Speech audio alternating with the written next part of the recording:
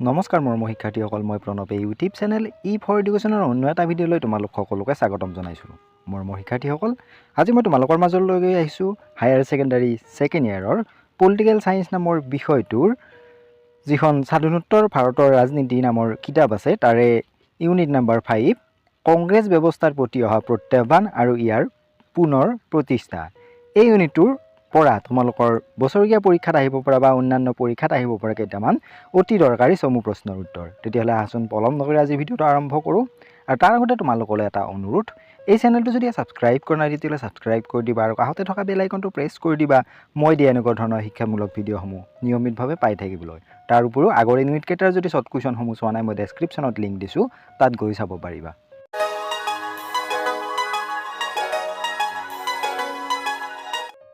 প্ৰশ্ন নম্বৰ 1, পণ্ডিত জৱাহৰলাল নেহৰুৰ মৃত্যু কেতিয়া হৈছিল? পণ্ডিত জৱাহৰলাল নেহৰুৰ মৃত্যু হৈছিল 1964 চনৰ 27 মে তাৰিখে। প্ৰশ্ন নম্বৰ 2, লোকসভাৰ 1967 চনৰ নিৰ্বাচনত কংগ্ৰেছে কিমানখন আসন লাভ কৰিছিল? এই নিৰ্বাচনত কংগ্ৰেছে 283খন আসন লাভ কৰিছিল। প্ৰশ্ন নম্বৰ 3, 1967 চনৰ লোকসভা নিৰ্বাচনৰ প্ৰধান বিৰোধী দলটোৰ নাম কি? 1967 চনৰ লোকসভা নিৰ্বাচনৰ প্ৰধান বিৰোধী দলটোৰ নাম হ'ল ভাৰতীয় জনসংঘ। প্ৰশ্ন নম্বৰ 4, চতুৰ্থ সাধাৰণ নিৰ্বাচন কেতিয়া অনুষ্ঠিত হৈছিল? চতুৰ্থ সাধাৰণ নিৰ্বাচন অনুষ্ঠিত হৈছিল 1967 চনত। প্ৰশ্ন নম্বৰ 5, লাল বাহাদুৰ শাস্ত্ৰীৰ ৰাজনৈতিক উত্তৰাধিকাৰী কোন আছিল? তেওঁৰ উত্তৰাধিকাৰী ৰাজনৈতিকবিদ আছিল গুলজাৰিলাল নন্দা। প্ৰশ্ন নম্বৰ 6, ভাৰতত কোনটো দশকত ভয়ংকৰ দশক হিচাপে চিহ্নিত কৰা হৈছে? ভাৰতত 1960 চনৰ দশকক ভয়ংকৰ দশক হিচাপে চিহ্নিত কৰা হৈছে। প্ৰশ্ন নম্বৰ 7, দল ত্যাগৰ অৰ্থ কি?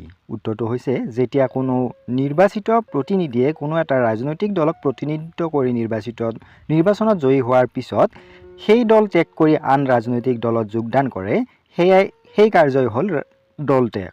প্ৰশ্ন নম্বৰ 8, কোন বছৰত আয়াৰাম গয়াৰাম কথাষাৰ উল্লেখ কৰা হৈছিল? 1967 চনত আয়াৰাম গয়াৰাম কথাষাৰ উল্লেখ কৰা হৈছিল। প্ৰশ্ন নম্বৰ 9, কোনজন ব্যক্তিয়ে আয়াৰাম গয়াৰাম কথাষাৰি উল্লেখ কৰিছিল? কংগ্ৰেছ নেতা ৰাও বীৰেন্দ্ৰ সিঙে আয়াৰাম গয়াৰাম শীৰ্ষক কথাষাৰি উল্লেখ কৰিছিল। 10 নম্বৰ প্ৰশ্নটো হৈছে জৱাহৰলাল নেহৰুৰ পিছত ভাৰতৰ প্ৰধানমন্ত্ৰী কোন হৈছিল? তেওঁৰ পিছত ভাৰতৰ প্ৰধানমন্ত্ৰী হৈছিল গুলজাৰিলাল নন্দা।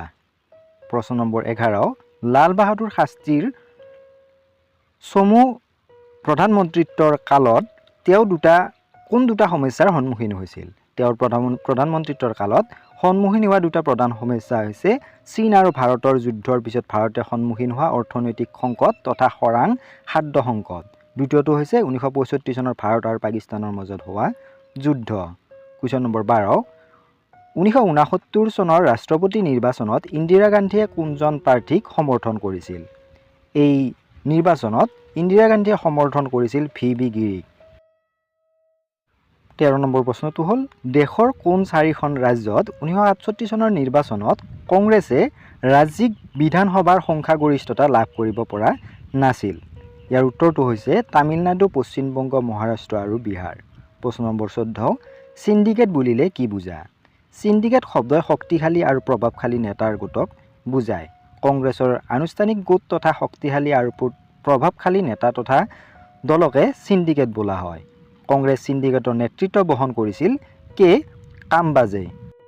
প্ৰশ্ন নম্বৰ 15, হুইপ অভিধাতুৰ ব্যাখ্যা কৰা।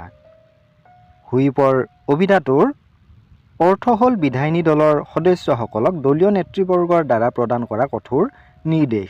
এই নিৰ্দেশ দলৰ প্ৰতিগৰাকী সদস্যই মানি চলাটো বাধ্যতামূলক। প্ৰশ্ন নম্বৰ 16, প্ৰিভি পাৰ্চ বুলিলে কি বুজা?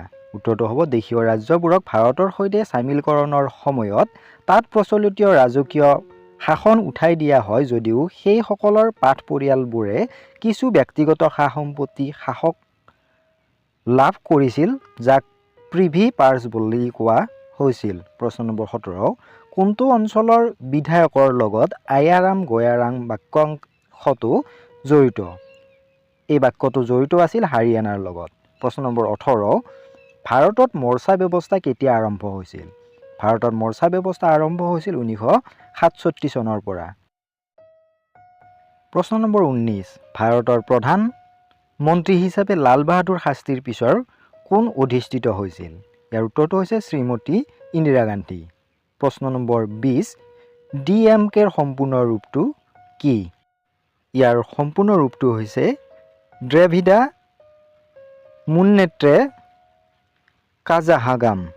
প্ৰশ্ন নম্বৰ 21 ভাৰতৰ ৰাজনৈতিক আৰু নিৰ্বাচন সম্পৰ্কীয় ইতিহাসত কোনটো বছৰক স্মৰণীয় বৰ্ষ হিচাপে বিবেচনা কৰা হয়? ইয়াৰ উত্তৰটো হৈছে 1967 চনটোক।